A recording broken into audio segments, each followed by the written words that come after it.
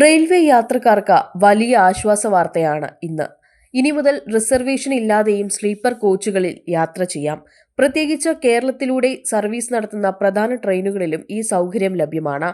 Indian റെയിൽവേയിൽ വലിയ മാറ്റം കൊണ്ടുവന്ന നിലവിലെ സ്ലീപ്പർ കോച്ചുകൾ അതേപടി തുടരുമ്പോൾ കുറെ കോച്ചുകൾ അൺറിവേ അൺറിസർവേഡ് വിഭാഗത്തിലേക്ക് മാറ്റുന്നു. അതായത് മുൻകൂട്ടി ടിക്കറ്റ് ബുക്ക് ചെയ്യാതെ ജനം നേരിട്ട് ജനറൽ ടിക്കറ്റ് എടുത്ത സ്ലീപ്പർ കോച്ചിൽ കയറി യാത്ര ചെയ്യാം.